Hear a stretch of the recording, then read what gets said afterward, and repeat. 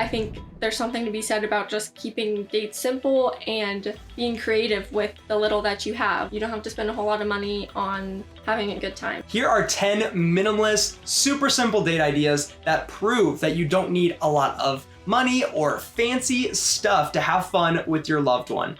Number 1 is one of my personal favorites. It's a coffee shop date, and that's just something that's really simple. You can do Very simple. Basically anywhere. I know we've done this a few times when we've even been traveling with family and we feel like we need to get out and just, go on a date together and get away from everyone else. And our area has a lot of like craft coffee shops. Yes. You don't have to go to a Starbucks if you don't want to go to a Starbucks. I find that the coffee shops that are kind of just like on their own, they're not like franchisers or anything, like those are the best ones to go to. And while you're at these coffee shops, you can do a variety of things. You could read a book together, you could talk about life, you could talk about goals, you could go over your finances. I know that doesn't sound very datey, but honestly, a good check-in with your spouse or with your partner is essential. So doing this once a week or just even once a month would go a long way, and it's something you can do without phones. You can just have a one-on-one across the table conversation with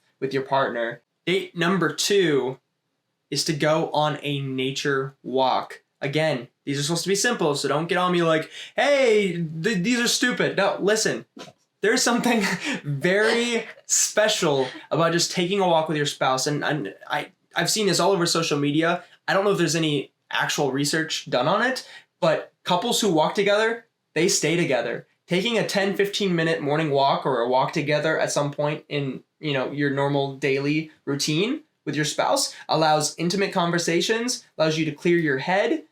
It's good for your health. There's a whole variety of ramifications, positive ramifications that come from a little walk. And actually, that's something that we did when we were dating.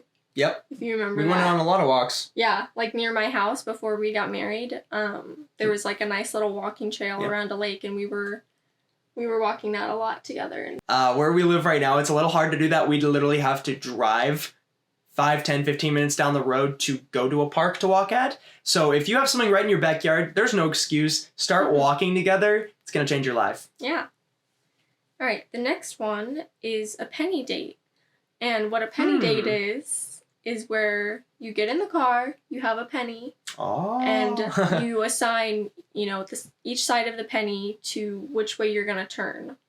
And so by the end of the date, you end up somewhere. You don't know where you're going to end up. And we've actually done this before, and it was a lot of fun. It was way more fun than you think. And again, super simple. Technically, you have to pay for gas, right? But the penny only costs a penny. You can find those on the ground. So you can bring snacks and stuff in the car. Which that's what we did. Snacks, drinks. Yeah. And so I think we said like heads was left and tails was right. And every single intersection or turn or whatever, you just flip it and you go with it. And we did that for 2 to 3 hours. I mean, we were gone for a while. And we were just having fun with it. The hope is that you end up somewhere cool or several places cool along the way and just kind of make fun, with what you got. Yeah. But if, the way it happened for us was we kind of just ended up in the middle of nowhere, and the fun was in the journey itself. Yeah. We actually ended up at a state park. Oh, did we really? Yeah. Lake Whitney. Oh, yeah. And then we watched the sunset at the state park. Really cool. That is really cool. And that actually segues very nicely into our next date idea, which is go watch a sunset or a sunrise. Nice. Now, this is something incredibly simple. But if you work or if, you go to bed early, no one actually watches the sunset or the sunrise intentionally. I don't know if that was ever a thing, but it's something that happens every single day, and yet you don't even think about it. We personally do not get up before the sun rises, and we are definitely up when the sun sets, but I don't think I've watched the sunset in a long time. So grab a blanket. Grab some snacks if you want. You'll notice all these date ideas include snacks, so we must be hungry right now. We haven't had breakfast. But go out there, just enjoy some time together. Turn on some music and, watch a sunrise or a sunset together. Mm-hmm. It's romantic. And guys, listen, the ladies like the romance, so got to step up your game. You want to hit the next one? Yeah. Okay. Apparently I need to step up my game. Okay, the next one kind of segues into watching the sunrise or sunset, is camping. Go camping together.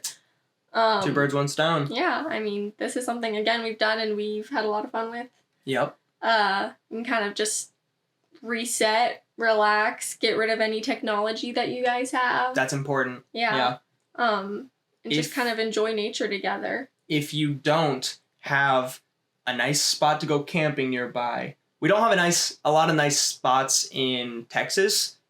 You know, yeah, you have to drive a ways. If you have to drive a ways, like we usually go up to Oklahoma, which is like a 5-hour drive. And you could do it in your own backyard, or you could even do it inside. And I know that sounds weird, but go to your living room or your bedroom or something, literally set up the tent in your house, still live off the grid. You know, you can still use whatever equipment you were going to use, take the cell phones away. You know, it's not quite the same as being underneath the stars out in the forest, but, you know, ask Alexa to play some forest sounds, and there you go. You've got yourself an indoor camping date. All right, next on our list is stargazing. Wow, I feel like all these dates like segue perfectly into each other. So stargazing, you could combine this with camping or another date idea, but it's just like the sunrise or the sunset. It's something very simple that no one ever actually does. And the best part is, especially depending on where you live, it's only like a 10, 20, 30-minute drive out of town, somewhere kind of rural. Take a truck so you could go on top, or, you know, you could go on top of the car or whatever, or something with a sunroof, and just... Or grab like camping chairs or something to like put out. Just go sit outside, turn on some music, turn off the lights, just, you know, enjoy being together. Or if you just want to be in the silence, that's cool too. Yep. I don't like silence. I'm not a silence guy. She loves her silence. Drives me nuts. Even though I love music. Yeah, I also love silence. She loves her silence. Makes me uncomfortable. All right. Does that mean I should leave a long pause right here to make you uncomfortable? Definitely not. Okay. All right, number 7. You're going to number 7. Number 7 is a surprise date. Ooh, what's the surprise? I can't tell you. Oh, you can't tell me? Surprise. Gotcha.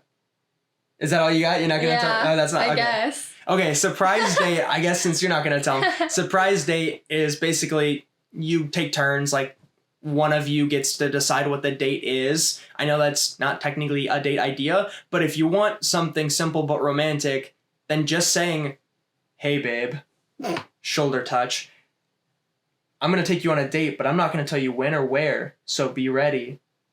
Isn't that romantic? Maybe tell me when, so I know when to be ready. Okay, take it back. Tell her when.